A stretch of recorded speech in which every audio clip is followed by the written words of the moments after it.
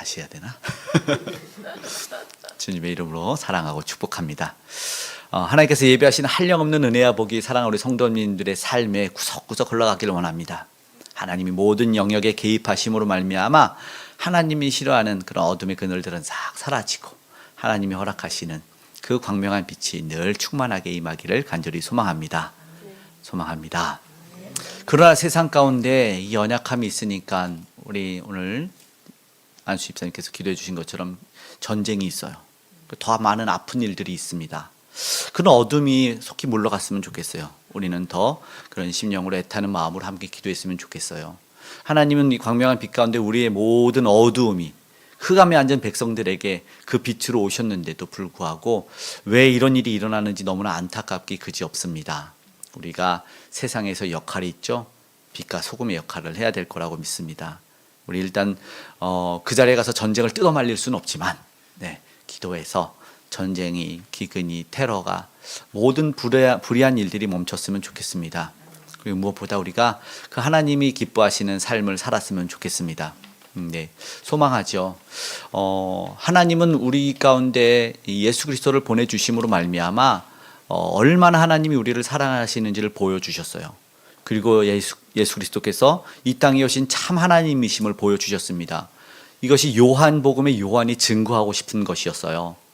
그 하나님이 어떠한 일을 하시는지, 이 땅에 보내신 그리스도 메시아가 어떤 일을 하시는지. 그래서 병든 자를 고치고, 그렇죠? 줄인 자에게 5천 명이나 먹으셨어요. 오병이어의 기적이 일어났어요. 그래서 놀라운 일들이 오늘 본문에도 일어나는데, 오늘 본문 읽었지만 물 위로 걸으시는 예수님을 보게 됩니다. 이 놀라운 사건인데, 그러면 거기서 우리가 무엇을 봐야 되냐면, 그러면 이 기적 같은 일이 쭉 이어지면 좋잖아요. 그러나 그렇지 않을 때가 있어요. 우리는 분명히 이 하늘의 음식을 먹고 놀라운 은혜를 누리는데 상황은 어떠하냐? 상황은 저물 때가 왔다는 거예요. 오늘 본문에 그런 일들이 있네요. 1절이 아니라 읽은 16절에 시작이 바로 이브닝으로 시작됩니다. 저녁으로 날이 저물므로 시작이 되고 17절에는 그 시간을 딱 어두운 시간이라고 이야기를 하고 있습니다. 원치 않지만 어둠이 와요. 밝은 곳에만 다녔으면 좋겠고 어둠이 세상에 없었으면 좋겠고 낮에만 다니면 좋겠지만 그러나 인생은요 그렇지 않아요. 인생을 좀 더 살펴보면 그렇잖아요. 내가 모든 것 다 가져서 힘 있는 것 같다. 사람들에게 인기를 누리는 그리고 어떤 권력을 잡는 그런 일들을 보지만 그러나 그것이 영원한 게 없더라고요. 우리가 아는 것처럼 레임덕이라고 알잖아요. 정권 말기에 오는 이 안타까운 뒤뚱거리는 오리의 모습으로 레임덕도 오고 그리고 건물 심령 권세는 끝이 납니다. 꽃도 집니다.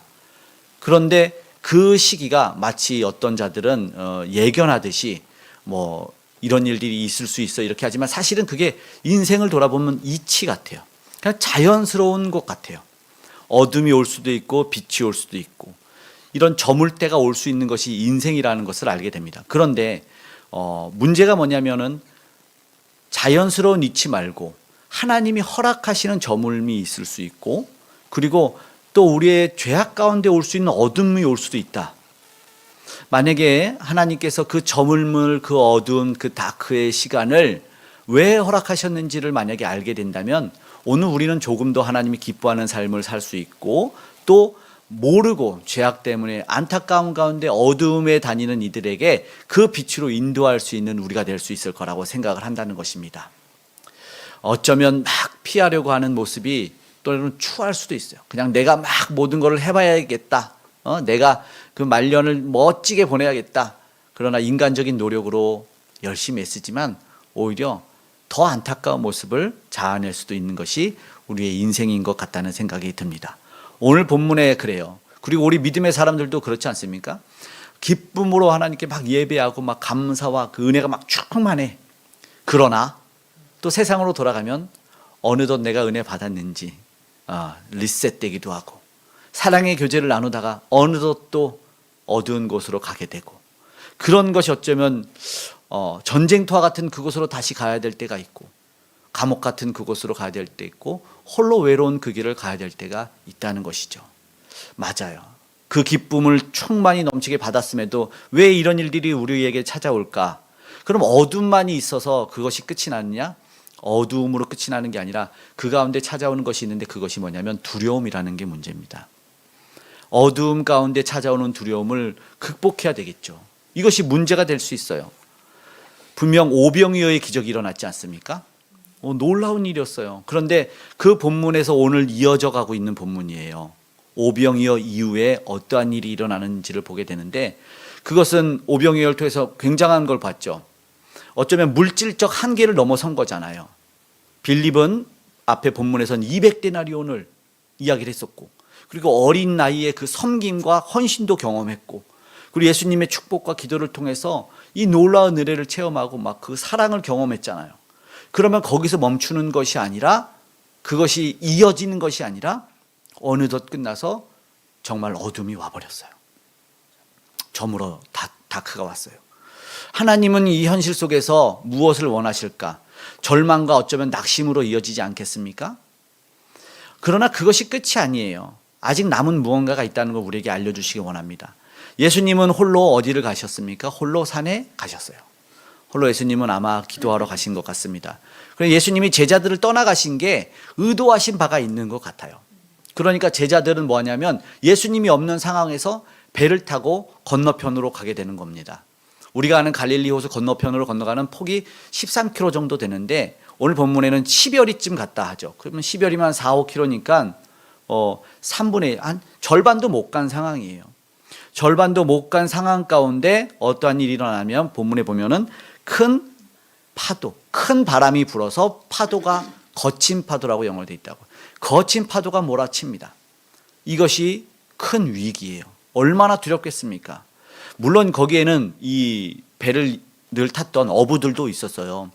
그러나 그들이 느끼는 것은 이 어두움 가운데 더 큰 공포일 수 있어요. 어쩌면 우리가 아는 지식이 더 공포가 될 때 있잖아요. 뭔가 알아. 이런 상황은 정말 위급한 상황인데 그냥 도움이 되는 게 없어요. 그 지식을 안다고 해서 이런 경험이면 아주 위험한 상황인데 라고 해서 그것을 마치 벗어날 수 있는 것은 아니잖아요. 이것을 내가 이전에 경험해 봤다고 해서 꼭 극복할 수 있는 것도 아니에요. 그러니까 그 두려움은 모두가 동일하게 가졌던 두려움이었을 거예요. 배를 타고 가고 있는 그 한 배에 있는 그 모든 제자들이 두려움 가운데 있었다는 것이죠. 공포였죠. 경험도 지식도 필요 없었을 겁니다. 위기는 오히려 더 커지죠. 그들이 내리는 결론 무엇을 해야 될까? 오늘 우리가 볼 때 그들도 무언가를 벗어나고 싶은 아니면 그 어두움 가운데 찾아왔던 그 두려움을 어떻게 해야 되나? 먼저는요. 나의 열심? 그거로 과연 극복할 수 있을까를 생각해 보게 된다는 것입니다. 우리가 하는 행동 열심히 하자. 소위 세상에서 그런 얘기를 합니다. 노력하면 벗어날 수 있다. 열심히 하면 도와주신다. 열심히 없어서가 문제다. 이렇게 얘기할 수 있어요. 그래서 그 거친 파도 앞에 그 바람 앞에 제자들이 한 게 19절에 뭐였죠? 노를 젓는 거였어요. 열심히 노를 저어요. 열심히 저었을 거예요. 뭐 죽기 살기로 저었겠죠. 막 두려웠고 위기가 찾아왔으니까. 아니면 어쩌면 그것밖에 할 수 없었을 거예요. 그들이 할 수 있는 게 그거였을 거예요. 그게 어쩌면 최선이었을 것 같아요. 노를 열심히 젓습니다. 그러나 노를 열심히 저어서 이 정말 강이에요. 사실 호수 건너편에 딱 도착을 하면은 어떠한 일이 날까요? 노를 열심히 저어서 하면 노가 주인공이 되는 겁니다. 네. 노가 우리를 구원했다.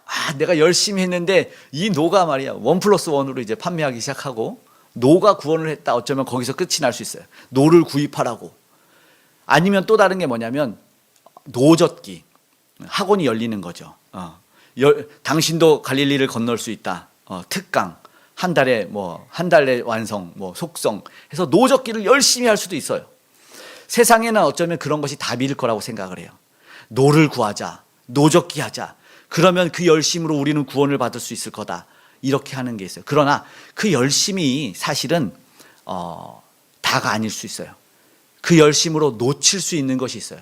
이 하완 작가의 하마터면 열심히 살 뻔했다라는 그 책이 있는데 거기서 그분이 영감받은 일본 작가의 글이 하나 나오는데 어떤 이야기가 나오냐면 배가 난파가 됐는데 난파돼서 살기 위해서 열심히 노를 저어서 가까스로 이제 육지에 다다른 이야기가 나오는데, 난파돼서 어떤 사람은 그 구명 보트에 타서 노젓기 안 하고 편안하게 맥주를 마시고 있었다는 거예요.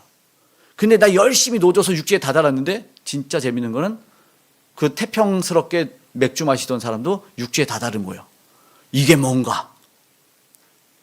결국 거기서 영감을 받아서 아마 그 책을 쓴 것 같다는 그 얘기가 싹 들어가 있는데, 본인도 그렇게 고백했던 것 같은데, 열심히 내면서 잊을 수 있거나 놓칠 수 있는 게 있다는 거예요. 내가 마치 열심히 하면 그것이 최선으로서 그 두려움을 극복하고 그 어둠을 이겨낼 수 있는 것인가 라고 생각하는데, 아니, 그것을 통해서 놓칠 수 있는 것이 있다. 이게 뭔가? 물론 열심히 사는 삶을 포기하라는 건 아니에요. 그러나 책에서는 아등바등하면서 놓치는 게 있다면 안타까운 일이 벌어질 수 있다는 거예요. 중요한 이야기를 놓칠 수 있다. 정말 봐야 될 거 못 볼 수도 있다라는 거예요. 영화 월터의 상상은 현실이 된다에서 주인공이 사진작가와 함께 하얀 눈 표범을 발견하고 사진을 찍으라고 사진작가한테 왜 안 찍냐 그랬더니, 사진작가가 셔터를 안 누르는 거예요. 왜 안 찍냐 그랬더니 사진작가가 얘기합니다. 어떤 때는 난 안 찍어. 아름다운 순간이 오면 카메라가 방해가 되거든. 그저 그 순간에 머물고 싶지. 이런 말을 합니다. 그 얘기를 생각하면서 키드만 마이클 키튼이 버드맨이란 영화에서도 비슷한 얘기를 해요. 자기 딸과 이 관계가 멀어졌을 때에 대한 후회를 하면서 이런 얘기를 합니다. 그 애가 태어나는 순간 찍지 말아야 됐어. 내가 그 순간을 놓쳤거든. 기억이 안 나. 나는 내 삶이 없었어. 이런 얘기를 하는데 공감이 갔어요. 정말 내가 무언가를 하려고 하다가 그 순간에 정말 중요함을 놓쳤고, 그걸 가슴에 담지 못하는 안타까움이 있었어요. 저의 모습 같았었거든요.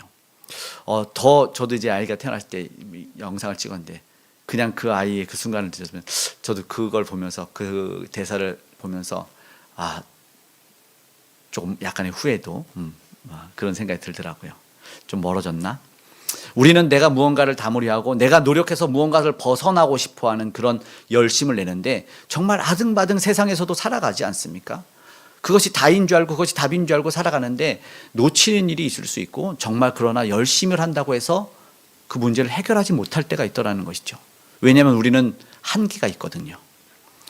아무리 노력해도 한계를 경험하는 것이 어쩌면 인생인데, 성경은요 그런 이들에게 어쩌면 우리에게 아주 단순한 진리의 답을 제시하는 것 같습니다. 그것은 뭐냐면 주님을 내 곁으로 영접하는 거예요. 주님을 모시는 것이 답이라는 것이죠. 이 어두움, 그것이 문제겠죠. 여기서는 세 가지 문제를 볼 수 있어요.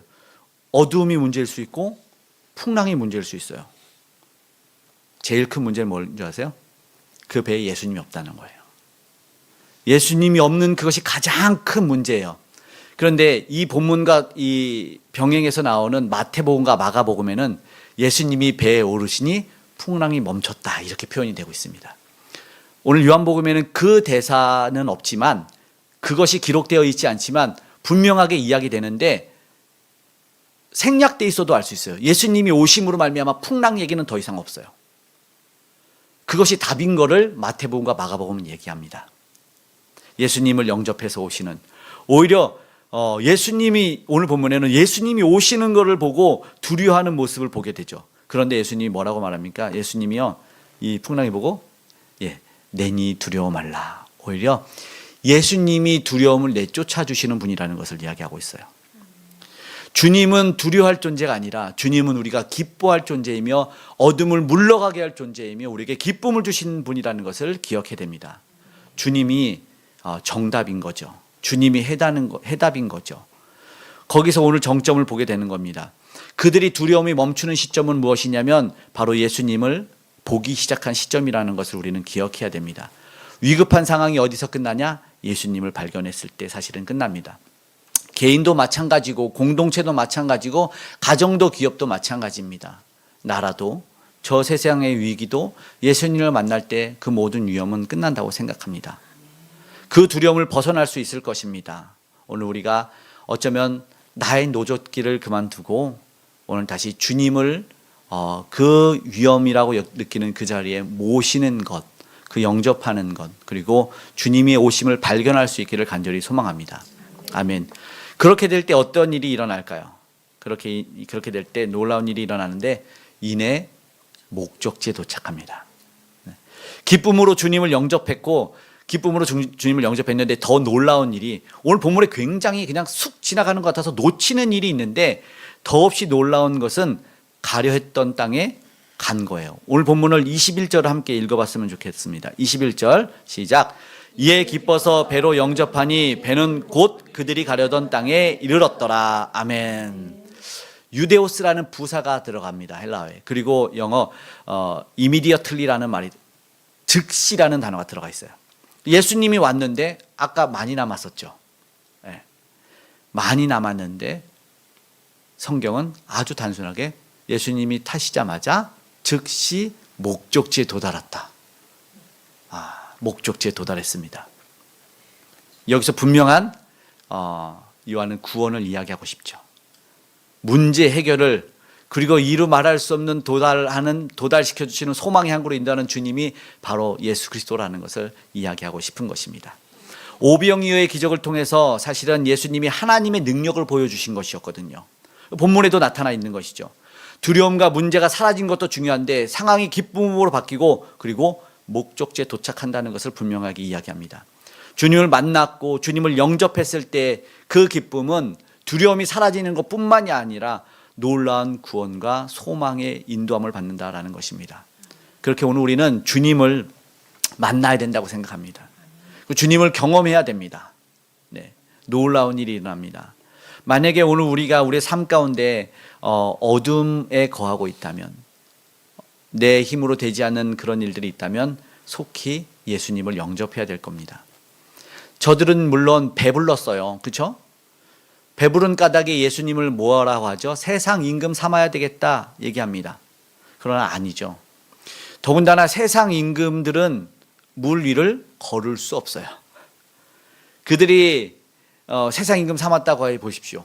이 세상 임금이 물 위를 걸어? 그것보다 더 높은 분이라는 걸 보여주죠.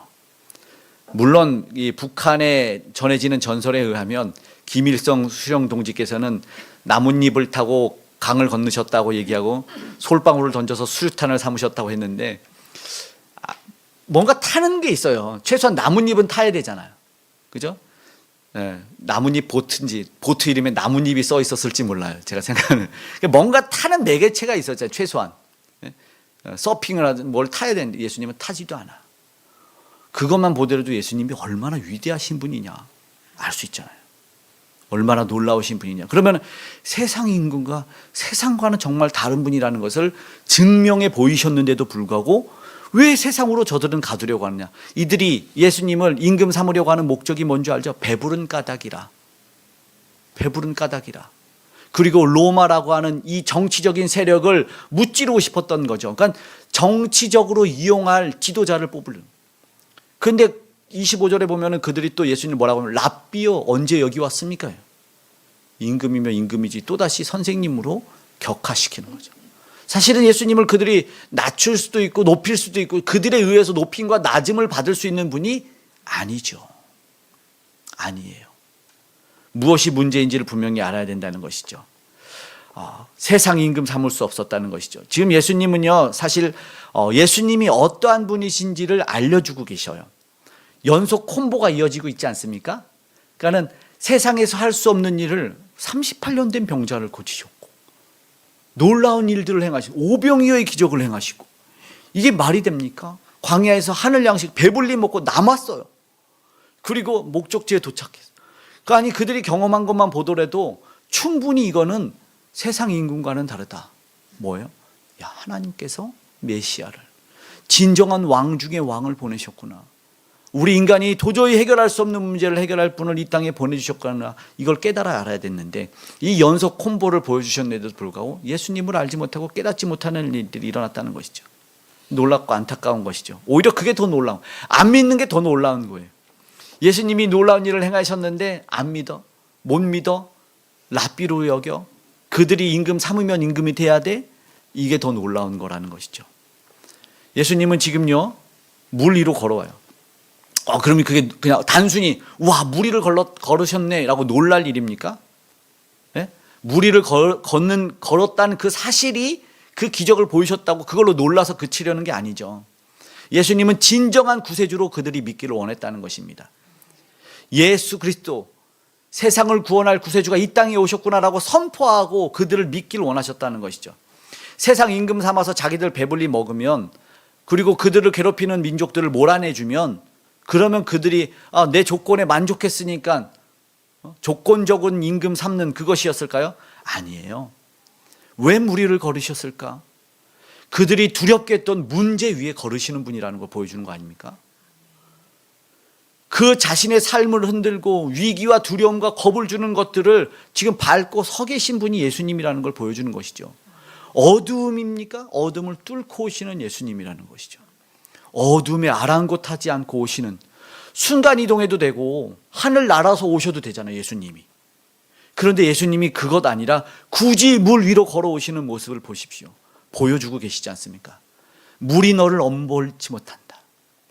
물이 너를 엄몰지 못한다. 그것 밟고 있다.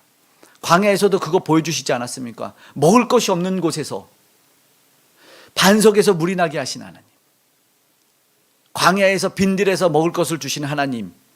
그러니까는 어떤 상황과 어떤 어려움 가운데서도 구원과 소망을 잃지 말라고 우리에게 그 구세주가 오셨다는 것을 보여주고 계시다는 것이죠. 그분은 그렇기 때문에 지금 무슨 주님이냐면 소망의 주님이 되는 거예요. 우리가 영접해야 될 분은 소망의 주님이라는 것을 기억해야 됩니다.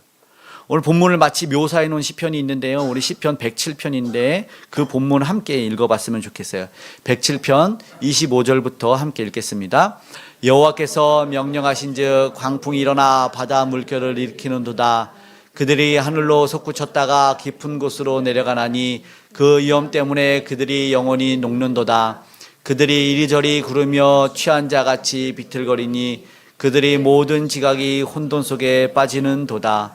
그들이 그들의 고통 때문에 여호와께 부르짖음에 그가 그들의 고통에서 그들을 인도하여 내시고 광풍을 고요하게 하사 물결도 잔잔하게 하시는도다. 그들이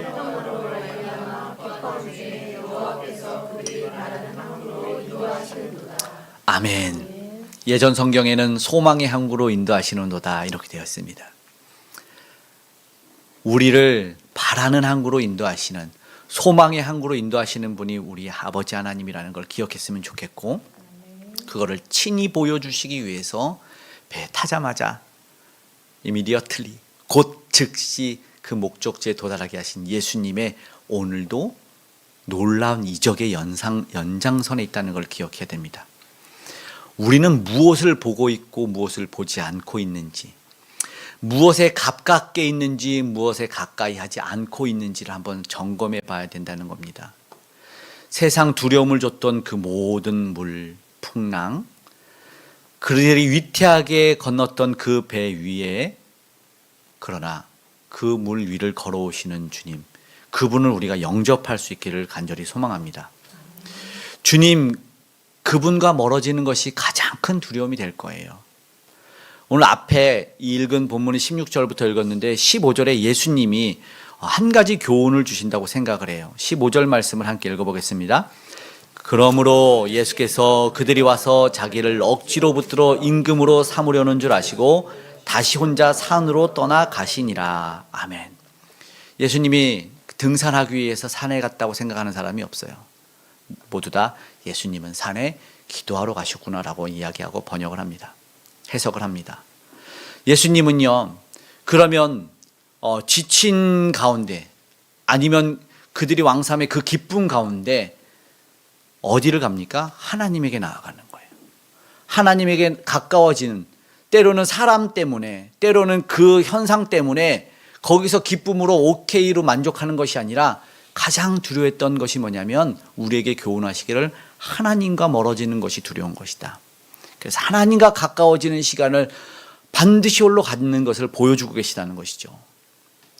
하나님과 멀어지기를 꺼려하신 예수님의 모습을 보게 된다는 것입니다. 그리고 제자들에게 교훈하는 것이죠.